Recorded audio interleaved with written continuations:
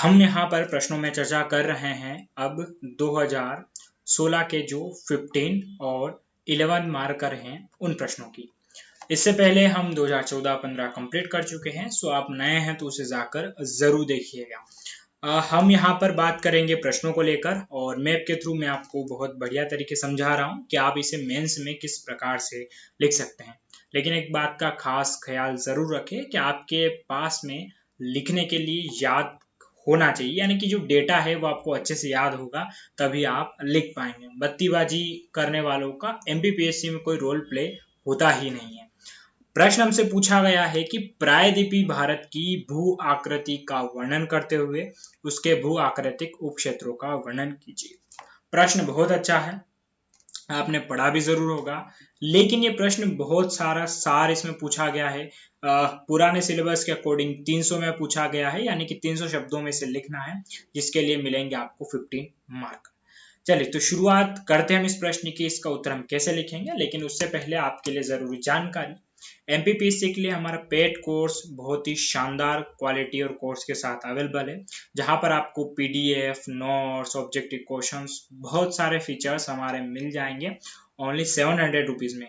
अगर आपको फिर भी कोई शंका हो तो आप फ्री डेमो वीडियोस देख सकते हैं, इकोनॉमी, हिस्ट्री और जियोग्राफी के पढ़े हैं, सो आप एक बार जाके उन्हें जरूर देखिएगा, इकोनॉमी के खासकर, तो आपको ये ख्याल आएगा कि हम क्वालिटी वाकई में कितनी अच्छी तरीके से देते हैं। चलिए तो लौटते हैं हमारे प्रश्न की तरफ, और जो हमारा प्रश्न है वो चलिए थोड़ी सी समस्या है, प्रश्न पर हम पहुंच गए हैं और इस प्रश्न में हमें लिखना है भू आकृतिक वर्णन, यानी कि वास्तविकता में ये जो भारत का आपको मैप दिख रहा होगा और शायद आपने भारत भूगोल पढ़ा होगा, तो इन सभी चीजों से आप परिचित होंगे, जैसे कि अरावली, छोटा नागपुर का पठार, शिलांग, दक्कन, पश्चिमी, पूर्वी घाट।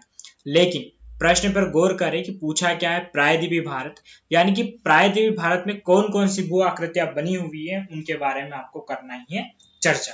तो प्रायद्वीपीय भारत जो है वो एक्चुअल में ये वाला हिस्सा जो आप पूरा यहाँ पर देख रहे हैं ये कहलाता है प्रायद्वीपीय भारत। और प्रायद्वीपीय भारत क्यों? क्योंकि तीन तरफ से जल से घिरा, इसीलिए इसे कहते हैं प्रायद्वीपीय।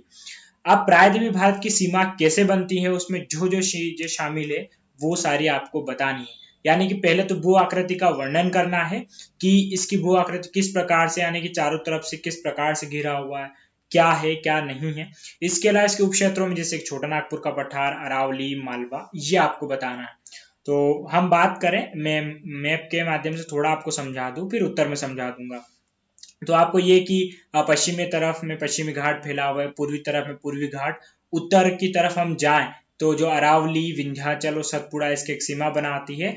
और ये अगर उत्तर पूर्वी भारत की बात करें तो शिलांग का पठार भी इसी का हिस्सा है। जो दंड यहाँ पर जो गैप है एक, विशेषकर मालदा गैप, उस कारण ये अलग हो चुका है। यही हमें यहाँ पर आगे बताना है। तो प्रश्न में हम यहाँ पर यानी कि उत्तर में लिखेंगे कि प्रायद्वीपीय भारत भू आकृतिक रूप से जटिल है, जो पर्वतों से घिरा पठारी क्षेत्र है। इसमें अरावली, विंध्याचल, कैमूर, राजमल, पहाड़िया उत्तर की सीमा बनाती, यानी कि इतना जो सारा हिस्सा है ये कौन सी सीमा बनाता है, उत्तर की सीमा बनाती है। इसका दक्षिणतम छोर कन्याकुमारी है। पूर्व में पूर्वी घाट, पश्चिम में पश्चिमी घाट से यह घिरा हुआ है, जिसमें अब ये जो घिरा हुआ है इसके बीच में क्या क्या आता है, दक्कन, मालवा, बंगेलखंड, बुंदेलखंड, दंड, कारण, पठार प्रमुख है। तो ये इसका भू आकृतिक प्रदेश के बारे में हमने थोड़ी करी है चर्चा, यही हमने बताया है और यही प्रायद्वीपीय भारत को दर्शाता भी है। अब हमें यहाँ पर चर्चा करनी रहेगी इस भू आकृतिक प्रदेशों के विभाजन यानी कि उप क्षेत्रों की। तो यहाँ पर आपको बनाना है एक बढ़िया सा डायग्राम, और इस डायग्राम में इसके जो विभाग है ये पूरे प्रायद्वीपीय भारत का भू आकृतिक जो विभाजन है, बहुत जितना भी पूरा विभाजन वो मैंने सारा और डायग्राम के थ्रू लिखा है। इससे होता है कि एक परीक्षा को यहीं से क्लियरिटी हो जाती है। अगर आप आगे इसका विस्तार करने जाएंगे, बताने जाएंगे, तो वो ये क्लियर नहीं कर पाएगा कि आप किसका वर्णन कर रहे हैं। तो ऐसा डायग्राम जरूर बनाएं जिससे क्या हो कि ये कहाँ कहाँ इसके कौन कौन से भाग है वो अच्छे से हम बता सकें।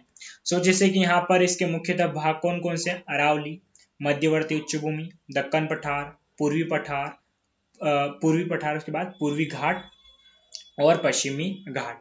अब अरावली तो है ही सही अपने आप में। इसके अलावा मध्यवर्ती उच्च भूमि में मालवा पठार, विंध्याचल और बुंदेलखंड आते हैं। दक्कन पठार 3 राज्यों में फैला हुआ है, तो इसमें अलग अलग महाराष्ट्र का पठार, तेलंगाना का पठार और कर्नाटक का पठार। पूर्वी पठार में बघेलखंड, छत्तीसगढ़, दंडकारण्य, छोटा नागपुर और शिलांग पठार, ये सारे पूर्वी में आ जाते हैं। इसके अलावा 2 अलग घाट है इसे, पूर्वी घाट और पश्चिमी घाट। तो ये हमने यहाँ पर भू आकृतिक विभाजन इसका दर्शाना है।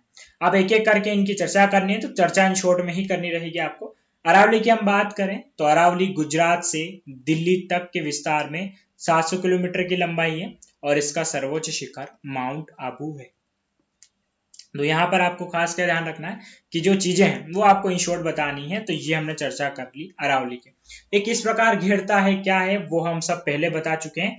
तो अब उप क्षेत्रों का वर्णन करना है, यानी कि सिर्फ अरावली का। उसके बाद हम चर्चा करते हैं मध्यवर्ती उच्च भूमि। तो मध्यवर्ती उच्च भूमि के जो भाग हैं उनकी हमें चर्चा करनी है। तो मालवा पठार, तो मालवा पठार के बारे में हमें लिखना है। तो उत्तर में ये अरावली, दक्षिण में विंध्याचल से घिरा पठार लावा निर्मित है जिसमें ग्रेनाइट की प्रधानता, यानी कि ये हमने किसकी चर्चा करी, मालवा पठार की। उसके बाद में हम बात करेंगे विंध्याचल की। तो विंध्याचल में यह पर्वत श्रृंखला काफी अपरदित हो चुकी है, जिसका अधिकतम विस्तार मध्य प्रदेश में है। कैमूर, भांडेर इसकी प्रमुख श्रेणियां। तो ये हमने किसके बारे में बता दिया यहाँ पर, विंध्याचल श्रेणी के बारे में। तो आपको इन शॉर्ट ही बताना है, ज्यादा नहीं जाना है, क्योंकि ये उत्तर हमें 300 में लिखना है और सारे उप क्षेत्रों का वर्णन करना है। उसके बाद में बुंदेलखंड की हम बात करेंगे। तो बुंदेलखंड के बारे में ग्रेनाइट एवं नीस चट्टानों की विशेषता के साथ बुंदेलखंड एक सूखा क्षेत्र है जो मध्य प्रदेश एवं उत्तर प्रदेश में विस्तारित है। तो ये हमने यहाँ पर किसकी बात करी, बुंदेलखंड। उसके बाद दक्कन पठार, तो इसका थोड़ा विस्तार में हम बता देंगे यहाँ पर। प्रायद्वीपीय पठार के सर्वाधिक क्षेत्रों में विस्तारित यह पठार ज्वालामुखी उद्गार के पश्चात निर्मित हुआ। उत्तर में नर्मदा ताप्ती नदी की सीमा एवं पूर्व पश्चिम में क्रमशः पूर्वी घाट एवं पश्चिमी घाट से घिरा है। इसका विस्तार महाराष्ट्र में सर्वाधिक एवं तेलंगाना और कर्नाटक में भी है। तो ये हमने किसके बारे में यहाँ पर चर्चा कर ली, दक्कन पठार के बारे में। अब पूर्वी पठार के बारे में हमें बताना है। तो पूर्वी पठार में मुख्यतः 2 चीजें हैं, एक बघेलखंड का पठार और दूसरा छत्तीसगढ़। तो बघेलखंड का पठार कहाँ पर फैला हुआ, इसके बारे में आपको जानकारी होगी, बस सामान्य से जानकारी लिखनी है। तो मध्य प्रदेश एवं छत्तीसगढ़ में विस्तारित यह मेकल पर्वत के उत्तर में स्थित है। तो ये हमने बात करी बघेलखंड की। नेक्स्ट है छत्तीसगढ़ पठार। तो बघेल पठार के दक्षिण में स्थित कुडप्पा संरचना से युक्त इस पठार में महानदी और वैनगंगा घाटी सम्मिलित है। तो मैं आपको फिर से बता दूं कि ज्यादा डिटेल में नहीं जाना है, इनके बारे में जो एक एक 2 लाइनें वही लिखना है, क्योंकि भू आकृतिक विभाजन बहुत ज्यादा है और इनके बारे में आप ज्यादा डिटेल लिखेंगे तो आपको उत्तर 500 के आसपास चला जाएगा। उसके बाद सी, तीसरा है दंडकारण्य पठार। तो दंडकारण्य पठार, तो यह छत्तीसगढ़ राज्य के दक्षिणी छोर, ओडिशा, आंध्र प्रदेश एवं तेलंगाना प्रदेश में विस्तारित यह पठार लोह अयस्क की दृष्टि से संपन्न है। तो ये हालांकि मैं दंडकारण्य पठार या इसके पहले जैसे कि अरावली, उनकी चर्चा मैं अपने पुराने वीडियो में कर चुका हूँ डिटेल में, जब सेपरेट क्वेश्चन इन पे पूछे गए थे। और एक चीज अब आपको धीरे धीरे समझ में आएगी कि आपको भारत का भूगोल घोट घोट कर पीना है, अच्छे से पीना है, और एमपी का भी। उसके बाद हम बात करेंगे डी, छोटा नागपुर का पठार। तो यह उत्तर पूर्वी सीमावर्ती पठार है जिस पर पारसनाथ पहाड़ियां स्थित है जो खनिज संपदा से संपन्न है। तो ये हमने किसके बारे में बात करी यहाँ पर, छोटा नागपुर के पठार में। तो छोटा नागपुर के पठार की शॉर्ट हमने यहाँ पर करी है चर्चा। उसके बाद में हम बात करेंगे मेघालय शिलोंग पठार की। तो आपको पता होगा, और ये मैं मेघालय मिकिर श्रेणी का क्वेश्चन पूछा गया था, वहां पर मैं डिटेल में चर्चा कर चुका हूँ। इस उत्तर में शॉर्ट लिखना है। शॉर्ट में हम कैसे लिखेंगे कि उत्तर पूर्व भारत में स्थित यह पठार प्रायद्वीपीय भारत का ही एक हिस्सा है जो मालदा गैप द्वारा अलग होता है। मालदा गैप में आपको बता चुका हूँ क्या है। यहाँ गारो, खासी, जयंतिया, मेघालय और मिकिर प्रमुख हैं। और इसकी डिटेल के लिए आप वो प्रश्न जरूर देखिएगा जिसमें पूछा गया था कि मेघालय मिकिर धरातली क्षेत्र की चर्चा की। इसी प्लेलिस्ट में बने हुए सारे वीडियो तो आपको जरूर मिल जाएगा। उसके बाद में हम चर्चा करेंगे पूर्वी घाट की। तो इसका विस्तार उड़ीसा से लेकर नीलगिरी पर्वत पर पश्चिमी घाट से मिलन तक है। हालांकि नदियों के कारण यह घाट काफी अपरदित हो चुका है और इसकी सबसे ऊंची चोटी अरण्या कोंडा है। आप में से बहुत सारा को लग सकता है कि सर 300 से ऊपर चले गए हम यहाँ पर। देखिए 300 तो ठीक है, लेकिन एक मोटो मेरा ये भी है कि इस उत्तर में मैं आपको वो जानकारी दे दूं जो आपके जानने के लिए आवश्यक भी है। एक तरीके से आप इसको अपनी पढ़ाई के नजरिए से भी देख सकते हैं, इसमें आपको जानकारी भी उपलब्ध हो जाएगी। एंड लास्ट में पश्चिमी घाट की हम चर्चा करेंगे। तो यह एक भ्रंशकार है जो प्रायद्वीपीय भारत के अफ्रीका महाद्वीप से अलग होने के पश्चात निर्मित हुआ। उत्तर में नर्मदा नदी के मुहाने से लेकर दक्षिण में कन्याकुमारी तक विस्तृत है और इसकी सबसे ऊंची चोटी है अनाई मुडी। ये सह्याद्री पर्वत के रूप में 3 भागों में विभक्त है और पर्वत कौन से वो आपको यहाँ पर नहीं बताने। हो सकता है कि यहाँ पर आपको प्रश्न काफी उत्तर बड़ा लगे, लेकिन इसके बारे में ये भी याद रखिए कि कुछ सामान्य जानकारी भी आपने गेन करी है। हालांकि यहाँ पर ऐसा नहीं है कि 300 ज्यादा आप लिख देंगे नंबर कट जाएगा, लेकिन ये सारा डेटा अगर आप स्पीड के साथ लिखते हैं तो कोई समस्या नहीं है।